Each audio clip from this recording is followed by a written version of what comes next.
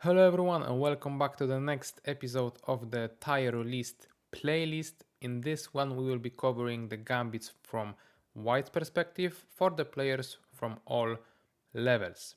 If you may know from all the previous videos, this is actually the last one of the whole playlist.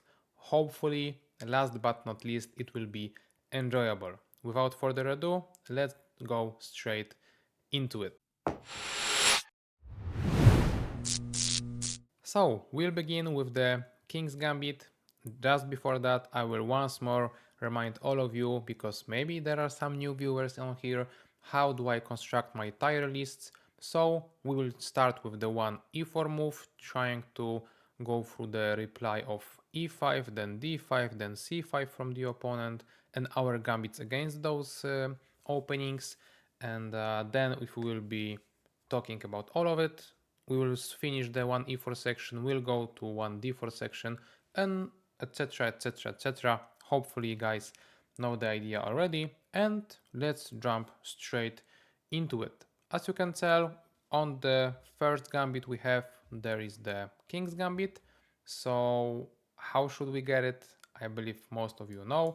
So it's after e4, e5, f4. This is one of the exceptions about moving the f-pawn so early during the chess game, because we are with white pieces, we have this additional tempo therefore, so it's not that bad to make our king weaker. Nevertheless, even though it's one of the most legendary gambits, all the old games played in the romantic fashion were played in this opening, it's not the case anymore. It's not objectively as good, and even practically, because the theory of this gambit is such a well-known one that it's quite hard to really crush the opponent. And for that reason, even though mostly King's Gambit would be considered as a good opening, I cannot really tell that's the case. So it for sure has more than nothing to offer. It's for sure not legendary. Surprise, it's not the case really, because as I've said, everyone knows it as of now. There is not a single trick, there are plenty of those. So where does it belong? Maybe into the real opening. Let's put it there. On the tier list it seems quite high, even though I don't regard it as that, but it's a real opening. Maybe later on I will change that. For now it's there. Now we are going into the Danish Gambit, which is the way of challenging the e5 pawn 2, but from the other side. So we'll start with d4. As of now, it's just a simple center game that I covered in the opening video for white. However, there you take the pawn on d4 with the queen. In here, in the Danish Gambit, you play c3. You sacrifice even further pawns. The dream land for us would be if opponent accepted the second pawn and then the third pawn, because that's exactly the one of the most romantic gambits that you can have. Sacrificing 3 for 1, opening up the bishops, having a lot of fun. Nevertheless, objectively it's not that great, and also practically, even at the lower levels and shorter time controls, whenever your opponents will be scared, they just don't have to accept any further pawns. They may take maybe one, and then now they will try to simply develop, or maybe they will start developing already in here by maybe d5, quite an aggressive move, trying to introduce the queen into the game, because in here black has once more no problems whatsoever.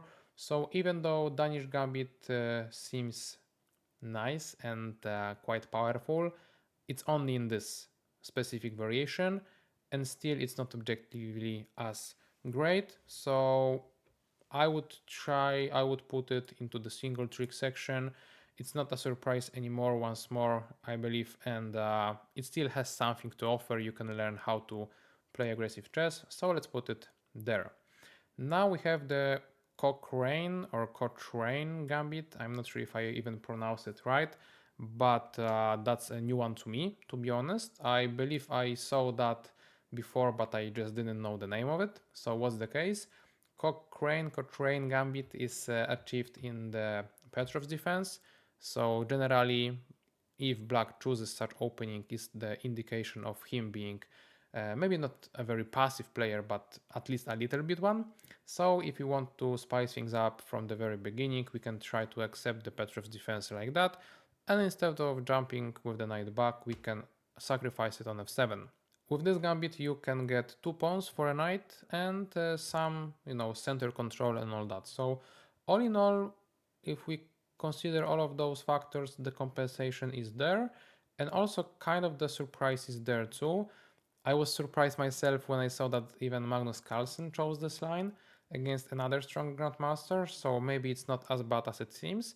And your idea is simple as white. You can try to develop the bishop with a check, castle, and push the central pawns maybe even further and all that. So I believe the way to go against it for black would be to try to challenge the white pawns in the center very fast. So with the c5 and then d5 move, this is the crucial one that might be hard, especially at the lower levels. And the idea of it is that black will be aiming to finish development like that and then castle artificially.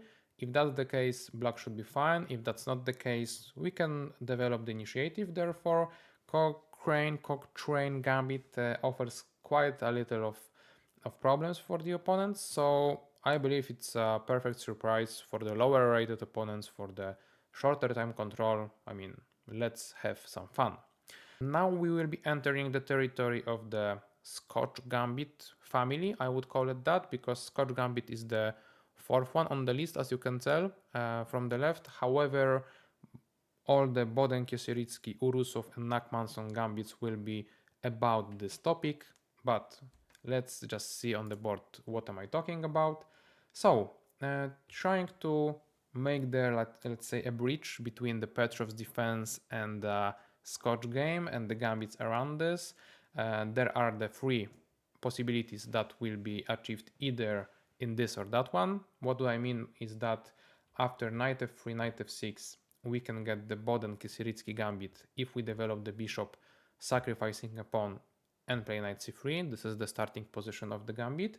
If we want to get the Urusov gambit after knight f6, we can try to play d4, hoping for the opponent to take with ed4.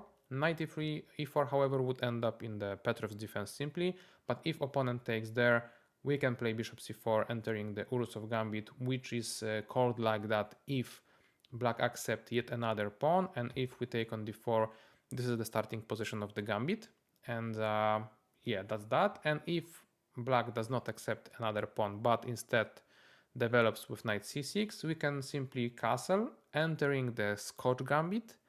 But if our opponent takes on e4, instead of going straight into the Scotch gambit with the rook e1 main line, we can play knight c3, sacrificing a knight and going into the Nachmanson gambit. So as you can tell, 4 gambits all in one, and can be obtained by very different move order, but still it will be the very same thing. One more thing that I could have added onto the tier list would be the Max Lange attack, because in that moment we can play e5, but I decided to not put too many names because already there are 4, and for me it's just the Scotch gambit, let's call it that way. So that was one way to get those, meaning that from the Petrov's defense, if we want to achieve those two in the other move order, we can start with the bishop's opening. It's a good choice to do it, especially because after knight f6, d4, knight takes e4, it's not really a case anymore. So, and in the Petrov's defense it was, and it limits the opponent's choices simply to d4, and that's when and how can we play knight f3, switching to all those gambits that we considered. And starting with Boden-Kieseritzky for a second though, so not d4 in here, but rather knight f3. The idea is that if you watched my previous video on the gambits from black's perspective, you may know that there was the Stafford gambit, right? And you may know it from YouTube, Eric Rose and all that stuff. I covered it already. And if you watch it closely, you kind of played the Stafford gambit with white with the additional bishop developed. So it cannot be any bad if the Stafford gambit is rated so highly, right? So having that in mind is actually a good thing to do, because it allows you to compare the positions that you are getting out of the openings and the gambits. And here actually we can get the decent enough initiative as in the Stafford Gambit itself, right? So that's nice. However, since we are white and we have one more tempo, it's clearer for the opponent what do we want to do. And for that reason, at this point, he may try to refute the gambit, refuse to take the knight on c3 and just simply develop, give away his knight as a gambit, let's say, and then play d5 that we may know from the other move orders of the, let's say, Italian game stuff. And it's obviously a decent position, just not a gambit and not that big of an advantage for white. So that's the problem I would say with Boden Kiesericki gambit, that black does not have to accept it if he does not want to. And even if he does, it's purely a Stafford gambit, more or less. But since the Stafford gambit was rated so highly, let's say, recently in the video for black, I will put it in the surprise weapon anyway. But going back to all the three other gambits that we discussed, Urusov gambit, from this moment onwards, after knight takes e4, queen takes d4, the problem for black is that there is no way for the knight to be protected, so it basically has to go back. And we, with simple development of knight c3, bishop g5, castle and rook e1, have amazingly placed all the pieces. The best squares possible for all of them already at the move number 9. Very fast development, very precise development, amazing stuff. Obviously, there are some tricks like that that allow us to win within 10 moves. And if black is even a very good player, also, I would say, righted one and all that stuff, bishop e6 might be played. Then we simply try to put more pressure to the pins on the files, on the lines, diagonals. Like, this gambit is such an amazing one. I very much love it. It's objectively sound, practically amazing, and it helps you a lot with the pins, with the tactics, with the initiative. So all in all, I really think that it's one of the best gambits. And also, is it that hard to obtain it? I mean, I'm not sure. If you go for the bishop's opening and you will be met with knight f6, which at the master's level happens like 80% of time, then you can basically play d4. e4 will be played with 90% of time. You can play knight f3 and voila, you have the Urusov gambit. You may be met with knight c6 switching to the Scotch gambit, but if you like it too, it's like you have the possibility of getting the Scotch gambit on steroids, like in the Urusov gambit, right? So yeah, amazing stuff, I would say, and practically, objectively good stuff. In terms of the Nachmanson one, so here, and instead of Scotch going for the knight c3 move, it's much better looking, right? You are already sacrificed 2 pawns and now you are sacrificing a knight, but maybe it's a little too much, or no, a little too much, right? Yeah, because in here, outside of the possibility of obviously d takes c3, and then we are sacrificing even one more piece, so it's one of the most romantic gambits that we have on the list, to be honest, because as of now we are down bishop, knight and a pawn, and you are still fine. And not only that, in order for black to be fine, he has to know that king f6 is the way to go to. Crazy stuff.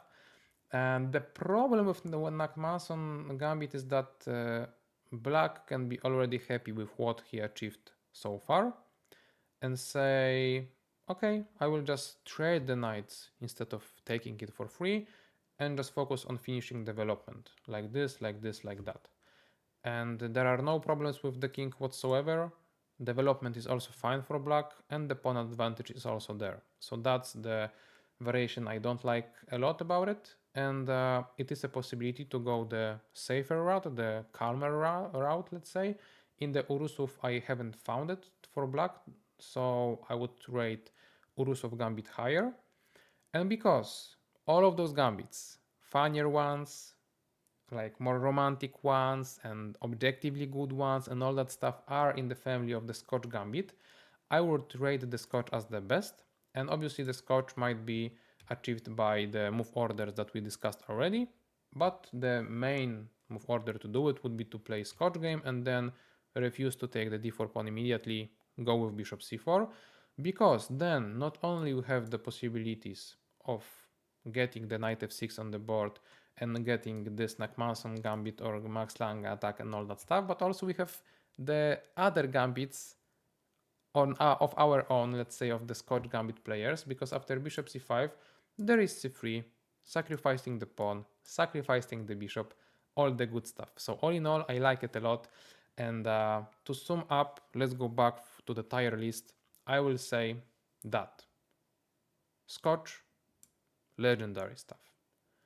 Boden Kisiericki is in the surprise weapon. So in order to differentiate Urusov and Nakmanson from each other, I would put Nakmanson in the single trick territory because it's the hardest to obtain, since it's being played as late as on the move number 6, and basically all you are hoping for is to get the opponent to take all the material from you, which will not happen that often. And Urusov Gambit, I consider I rate higher than the Boden Kisiericki, so I will put it into the real opening, even higher than the King's Gambit. Let's put it that way.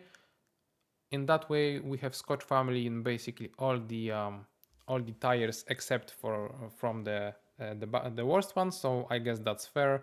Let me know in the comments how would you put them together. I'm curious if you think the same as myself.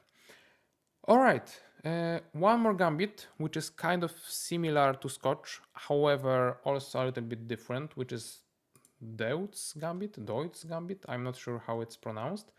It's the combination of like Scotch and Italian a little bit, because basically you play first moves the same, then you go for the Italian castle, right? And then instead of going for c3 d4 line, which would be the classical Italian game, you play d4 already as of now.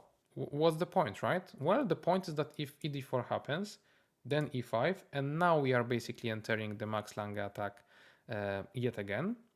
And the case is that if opponent wants, in here specifically, he can basically take the pawn the other way, because in that way he gets it for free. In the other way, he will not get it for free, because in the end we can get it back like that and switch to the Scotch Gambit, or we can go the, you know, sharper way and just simply go for the yet another Gambit of our own. So I would say that overall, though Deutz Gambit is a cousin, let's say, of the Scotch Gambit, and the main difference is that the bishop can take, and then the point of ours is that we want to challenge the knight like that and use our bishop pair to put the pressure to the f6, f7, and I believe if I remember correctly, this knight will not go normally here, but rather like to a3 later on, like queen a7, yeah, knight a3. So we are willing to hit the knight. I'm not even sure what's the theory here. It means that it's a niche opening, niche choice, and you may surprise opponent quite a lot. So yeah, Deutz Gambit, quite fine. If you want to call it Max Lange attack, please do so. I will say that in general it's a real opening, to be honest, and let's put it just behind the Urusov. Yeah, I think that's fair. All right, all those 5 gambits are covered. Now we are switching the family a little bit. We are going for Jerome Gambit, not that well known. I myself discovered it like few hours ago maybe. And quite funny one, obviously, for the memes, sure. It's bishop takes f7 as of now, funny enough. What's the point? The point is that after king f7 you want to sacrifice yet another piece, so that you are allowed to then deliver the check to the king and try to put pressure to both those pieces, and then try to make the king go up the board, and for a longer walk, let's say. But the price of 2 pieces is perhaps a little bit too high. Nevertheless, if opponent does not know what to do, especially at the lower level, you might have a lot of fun with it and you might have quite decent results with it. But since it's the tier list for the all levels, I cannot put it even at the surprise weapon stuff. So even though it's not a single trick per se, because it's like, okay, there are plenty of possibilities there for the opponent to play a bad move, I will put it in this category, and maybe let's do it. Well, I like Nakmanson, so I will have to put it here. It's not like it has nothing to offer, you will have a lot of fun, but the points, I'm not so sure. Okay, the next one on the list is from the Jerome family, if I may say that, if it is not too big of a disrespect to the Evans Gambit, because that's what we get, Evans Gambit. Should I put it into the legendary? I'm not so sure, partly because I have never played it, to be honest, but with either color. But objectively, I believe for white it's okay, it's playable, and practically it offers you possibility to learn how to put pressure once more to the center, then to the f7 pawn, b7 pawn, so diagonally, like on the files. So yeah, I would say that out of the objectivity, practicality, and the sentiment towards the Agadmator chess channel, I will put it into the legendary section. Going further though, we are switching family once more for the last time, I believe, regarding the e4 e5 family, because we are going into the 4 knights game territory. So we will be discussing the situations in which we don't have the bishop on c4 but the knight on c3, and you may say that okay, it's one of the most symmetrical calm positions that you might get, and that's partially true because in here there is one of the sharpest gambits possible, which is the Halloween gambit, knight takes e5. The point is that you are sacrificing the knight for the amazing pawn center and few tempos that you will be gaining on the black knights. Black has to know that he has to go there, then he has to go there, so already two psychologically tough moves to play. So especially when it comes as a surprise for your opponents, it might be quite a powerful surprise because they will not be so keen on playing those two moves. And not only that, it's just the beginning. You can try to continue the development, pushing the initiative to the f7 square, to basically overall activity and all that. So yeah, it's quite a decent gambit. I have to tell that I always thought that it's unplayable at my level or higher ones, but I have a crazy friend, international master, who is playing this gambit against woman grandmasters and grandmasters, and even in the longer time controls like classical chess over the board, and he wins against them or have a winning positions. So that's an amazing stuff, and I really have to put it as maybe even legendary. Can I do it for the memes, for the content? Let's do it. I mean, real opening for sure. It's not like a surprise weapon because it's a surprise weapon plus something. Because for example, Cochrane, it's just objectively bad, and practically you may have some counterplay. In Halloween, you always have a lot of it. The problem is, the question is, how much do your opponent know? So legendary, maybe not legendary though. Okay, let's put it into legendary. Maybe I will not be happy about it, but that's that. Let's have it there. So one more thing against e4 e5, which is the Belgrade gambit. I know for a fact that it's growing its popularity recently. Belgrade gambit is played now with knight to d5 move, so not only you are gave up one pawn, but you are willing to give up the other for the activity, for the open e-file, for the greatly placed knight on the d5 square and all that stuff. You have here a good move, here queen e2 is playable, trying to make use of this knight immediately. So yeah, quite a nice weapon, working also at the grandmaster level. I believe that the best way to refute it is to play knight b4. Good luck playing that move if you are surprised as black, right? So yeah, I believe I worked on this from the black's perspective for some time recently. I couldn't really work out the variation in which I would be overly happy with black. So if that's the case, I would say that overall, if you are an advanced player and want to have a big trick up your sleeve, this is the one for you. Therefore, I will put the Belgrade Gambit into the real opening section, but I just feel like it's an overkill in terms of the amount of work that you have to put into it. in regards to the, let's say, the price that you get for it. So let's put it, yeah, really opening maybe there. Okay, guys, and that's one e4 e5 covered, and I believe that it's a good time to pause the video for now, and I would like to invite you for the second part tomorrow, same time, because I believe that it will be easier for you to watch two videos in 2 days than this one long one in one day. So, hope to see you tomorrow. As of now, please leave a like and a subscription if you don't follow me yet, so that tomorrow's video will not omit you. Thank you all for watching, and we'll see each other shortly with the same scene. Bye bye.